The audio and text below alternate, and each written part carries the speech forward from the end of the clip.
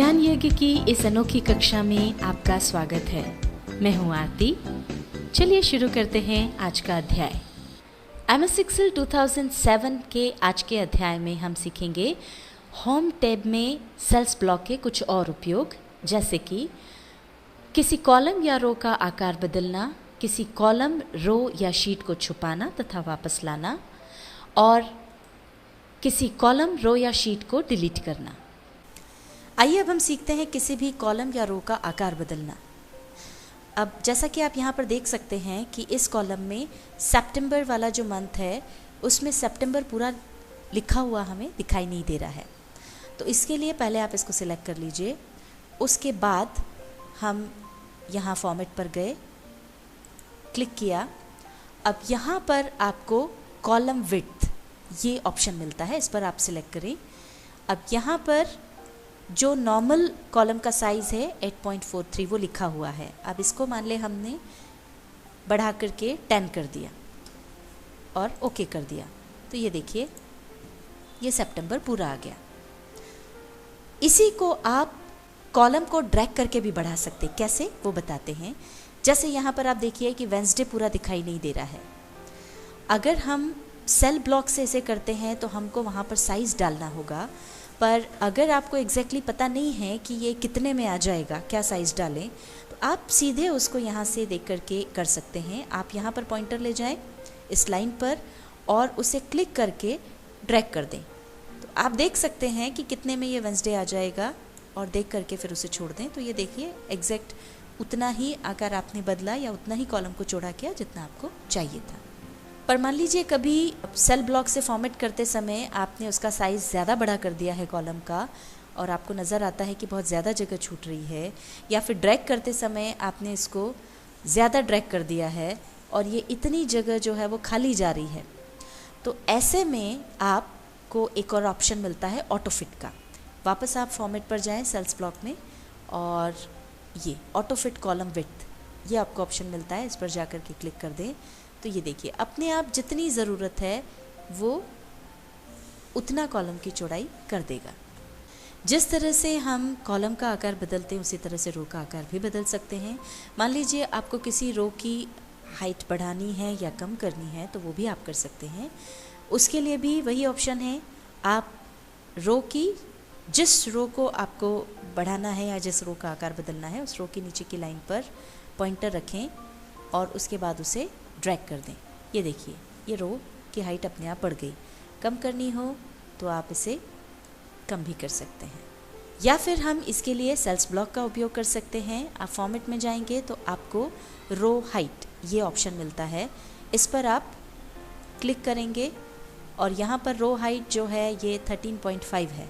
अब इसको मान लीजिए बढ़ाना है, हमको बढ़ा करके 20 करना है। ये हमने 20 किया, ओके किया, तो ये अपने आप हाइट बढ़ गई। अब अगर आपको लगता है कि इस रो की हाइट ज़्यादा है और इसे हमको कम करना है, एक्स्ट्रा इसमें ऊपर नीचे जगह छूट रही है, तो पहले तो आप उसको सिलेक्ट कीजिए और फिर वापस सेल्स ब्लॉक में फॉर्मेट पर जाइए। यहाँ पर आपको ऑटो फिट रो हाइट ये ऑप्शन मिलता है, इस पर क्लिक कीजिए। ये वापस जितनी ज़रूरत थी उतना उसका आकार हो गया। आइए हम सीखते हैं किसी भी कॉलम, रो या शीट को हाइड करना और अनहाइड करना, यानी छुपाना और फिर वापस लाना।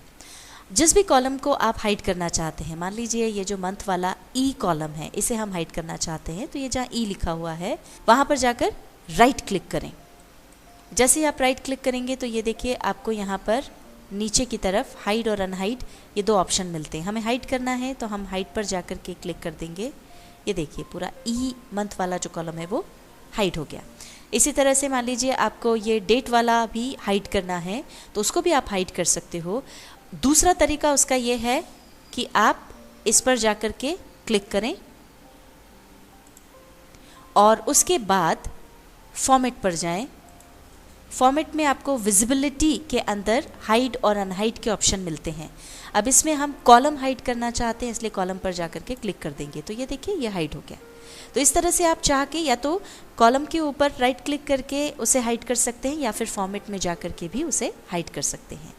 अब ये जो दो कॉलम्स यहाँ से ई और यहाँ से जी, ये जो हमने दोनों कॉलम्स हाइड किए हैं उनको वापस अगर हमको लाना है तो उसके लिए पहले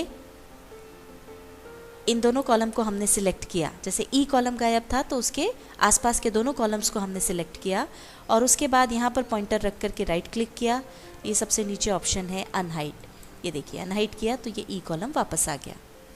इसी तरह से अब हमको जी कॉलम वापस लाना है, तो उसके लिए हमने उसके आसपास के दोनों कॉलम्स एफ और एच को सिलेक्ट किया और इसे हम अब सेल्स ब्लॉक की मदद से अनहाइड करते हैं। उसके लिए हम सेल्स ब्लॉक में फॉर्मेट वाले ऑप्शन पर गए और यहाँ देखिए आपको विजिबिलिटी में अनहाइड कॉलम ये ऑप्शन मिलता है, इस पर आपने क्लिक किया तो ये देखिए जी कॉलम भी वापस आ गया। अभी तो हमने सीखा था किसी कॉलम को हाइड करना और अनहाइड करना। एक या दो कॉलम हैं तो उसको तो हम जिस तरह से हमने आपको बताया उस तरह से वापस ला सकते हैं, पर मान लीजिए कई सारे कॉलम्स आपने हाइड किए हुए हैं, जैसे यहाँ पर आप देख सकते हैं कि बी कॉलम नहीं है, उसके बाद ई कॉलम नहीं है, फिर जी कॉलम नहीं है। ऐसे ही अगर कई सारे कॉलम्स हाइड किए हुए हैं तो एक एक कॉलम को वापस लाने की बजाय आप यहाँ लेफ्ट हैंड कॉर्नर पे ऊपर सबसे यहाँ जब जाएंगे और क्लिक करेंगे तो ये पूरी जो शीट है वो सिलेक्ट हो गई। अब इसके बाद आप जाएं सेल्स ब्लॉक में फॉर्मेट पर और विजिबिलिटी अन में जाकर के अनहाइड कॉलम्स पर आप क्लिक कर दें तो ये देखिए एक साथ जितने भी कॉलम्स हाइड हुए थे वो सब के सब अनहाइड हो गए और वापस आ गए। कॉलम्स की तरह ही हम रोज को भी हाइड और अनहाइड कर सकते हैं। उसके लिए रो पर जाकर के हम उसे सिलेक्ट करेंगे और वहीं पर पॉइंटर रख करके राइट क्लिक करेंगे और हाइड ऑप्शन पर क्लिक कर देंगे। ये देखिए रो गायब हो गई। इसी तरह से आप सेल्स ब्लॉक का भी उपयोग कर सकते हैं। जिस भी रो को हाइड करना है, मान लीजिए 6 रो को हाइड करना है, उस पर क्लिक करें और फिर सेल्स में फॉर्मेट पर जाएं, विजिबिलिटी में से हाइड रो पर जाकर के क्लिक कर दें। ये देखिए ये गायब हो गई। रोज या कॉलम्स को हाइड करने का एक और तरीका है, जिस भी रो को या कॉलम को आपको हाइड करना है उसकी लाइन पर आप पॉइंटर रखें। ऐसे रो को हम हाइड करना चाहते हैं तो यहाँ हमने पॉइंटर रखा और इसको ड्रैग करके ये यहाँ ऊपर अगली रो तक ले आए और यहाँ से देखिए 9th रो जो है वो गायब हो गई। ऐसा ही आप कॉलम में भी कर सकते हैं। यहाँ पर पॉइंटर रखकर आप जब उसे ड्रैग करेंगे तो वो अपने आप वहाँ से हाइड हो जाएगा। आइए अब हम सीखते हैं रोज को अनहाइड करना। इसके लिए जिस रो को आपको अनहाइड करना है, जैसे सेकंड रो को अनहाइड करना है तो उसके आसपास वाली दोनों रोज को सिलेक्ट कर लें। उसके बाद यहाँ पर पॉइंटर रख करके राइट क्लिक करें और ये देखिए आपको यहाँ ऑप्शन मिलता है अनहाइड का, इस पर क्लिक कर दें। ये देखिए हमारी सेकंड रो आ गई। सारी रोज हमको एक साथ लाना है। जैसे अभी भी हमारे पास ये सेकंड रो तो हमने अनहाइड कर दी, पर यहाँ पे 6th रो जो है वो अभी भी हिडन है, छुपी हुई है। 9th रो जो है वो भी अभी छिपी हुई है। हमको इनको वापस लाना है एक साथ, तो उसके लिए जैसा कि हमने कॉलम्स में आपको बताया था, कॉर्नर पे आप यहाँ पर जा कर के क्लिक करें और इसके बाद सारी रोज सिलेक्ट हो गई। इसके बाद आप सेल्स पर जाएं, फॉर्मेट पर जाएं और हाइड और अनहाइड वाले ऑप्शन पर जा कर के अनहाइड रोज कर दें। ये देखिए सारी की सारी हमारी जो रोज हैं अब वो आपके सामने एक साथ आ गई। जिस तरह से हमने कॉलम्स और रोज हाइड किए हैं उसी तरह से शीट भी हाइड की जा सकती हैं। अब जैसे यहाँ पर शीट 1 ओपन है, इसको हमें हाइड करना है तो सेल्स ब्लॉक में फॉर्मेट पर गए और ये हाइड अनहाइड में हमको हाइड शीट ऑप्शन मिला, इस पर क्लिक कर दिया। ये देखिए शीट 1 यहाँ से गायब हो गई, हाइड हो गई है और शीट 2 यहाँ पर खुल गई है। अनहाइड करने के लिए उसी तरह से फॉर्मेट में जाएं और अनहाइड शीट पर क्लिक कर दें। अब यहाँ पर ये डायलॉग बॉक्स आएगा, इसमें शीट 1 हमको अनहाइड करना है, ओके करें। ये देखिए शीट 1 वापस आ गई। इसी तरह से कोई और शीट अगर आपको हाइड करनी है जिस पर आप उस समय काम नहीं कर रहे हैं पर वो हाइड करनी है, तो पहले आप उस शीट को ओपन करें। मान लीजिए 2 पे काम करना है तो 2 को ओपन करें, 4 पे करना है, जिस भी शीट पे करना है उस पर क्लिक करके उसे ओपन करें और इसी तरह से उसे फॉर्मेट में जा करके हाइड कर दें। अब अगर आप किसी कॉलम, रो या शीट को डिलीट करना चाहते हैं तो उसके लिए मान लीजिए हम ए कॉलम को डिलीट करना चाहते हैं तो आप उस पर जाएं, राइट क्लिक करें और उसके बाद डिलीट ऑप्शन को क्लिक कर दें। ये देखिए पहले जो 1 2 3 हमारा लिखा हुआ था वो डिलीट हो गया। किसी कॉलम को डिलीट करने का दूसरा तरीका ये है कि आप यहाँ पर आपने मान लीजिए चुना हुआ है ये कॉलम, अब आप यहाँ पर डिलीट ऑप्शन पर जाएं और यहाँ पर आपको मिलता है अलग अलग चीज़। हमको कॉलम डिलीट करना है तो डिलीट शीट कॉलम्स पर जाकर के हमने क्लिक कर दिया, ये देखिए वो कॉलम भी डिलीट हो गया।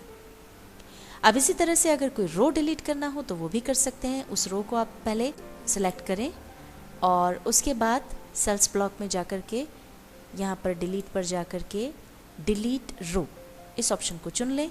ये आपकी रो डिलीट हो गई। और चाहे तो उस रो पर पॉइंटर रख करके राइट क्लिक करें और यहाँ से डायरेक्ट आप उसे डिलीट कर सकते हैं। रोज़ और कॉलम्स की तरह शीट भी अगर आपको डिलीट करना हो तो वो भी कर सकते हैं। मान लीजिए शीट 1 पर तो हम ऑलरेडी काम कर रहे हैं, शीट 5 हमारे किसी काम की नहीं है, इसे हमको डिलीट करना है, तो उसे पहले सिलेक्ट करें, क्लिक कर दें उस पर और इसके बाद सेल्स ब्लॉक में डिलीट पर जाएं। यहाँ पर आपको डिलीट शीट का ऑप्शन मिलता है, उस पर जाकर क्लिक कर दें। ये देखिए यहाँ से ये गायब हो गई। या फिर आप इसे डायरेक्टली भी डिलीट कर सकते हैं। जिस भी शीट को आपको डिलीट करना हो उस पर आप पॉइंटर रखें, राइट क्लिक करें और ये आपको डिलीट का ऑप्शन मिलता है, उस पर जाकर क्लिक कर दें। तो ये देखिए शीट 4 भी डिलीट हो गई। अभी हमने यहाँ से शीट डिलीट करना सीखा। अब अगर आपको किसी शीट को रीनेम करना है तो वो भी आप कर सकते हैं। जैसे शीट 3 को मान लीजिए हम रीनेम करना चाहते हैं तो इस पे पॉइंटर रखकर राइट क्लिक करें। अब यहाँ पर देखिए आपको सारे ऑप्शन मिल जाते हैं। शीट इंसर्ट कर सकते हैं, डिलीट कर सकते हैं, रीनेम करने के लिए भी आपके पास ऑप्शन है, इस पर आप क्लिक करें। अब यहाँ पर जो भी नाम देना चाहते हैं, मान लीजिए इस पर मार्कशीट है और हम ये नाम इसको देना चाहते हैं, ये हमने दिया और इसके बाद ये क्लिक कर दिया बाहर कहीं, तो ये देखिए हमारी शीट 3 अब रीनेम होकर के मार्कशीट हो गई है। इसके अलावा शीट को रीनेम करने का दूसरा तरीका भी है जो आपको सेल्स ब्लॉक में फॉर्मेट ऑप्शन में मिल जाएगा। यहाँ पर आप जाते हैं तो यहाँ पर ऑर्गेनाइज शीट्स ऑप्शन के अंतर्गत आपको मिलता है रीनेम शीट। इस पर क्लिक करके भी आप शीट को रीनेम कर सकते हैं। इसके अलावा शीट अगर कॉपी करना हो, मूव करना हो तो वो भी किया जा सकता है। MS Excel 2007 के आज के अध्याय में हमने सीखा होम टैब के अंतर्गत सेल्स ब्लॉक के कुछ और उपयोग, जैसे कि किसी कॉलम या रो का आकार बदलना, किसी कॉलम, रो या शीट को छुपाना तथा वापस लाना और किसी कॉलम, रो या शीट को डिलीट करना।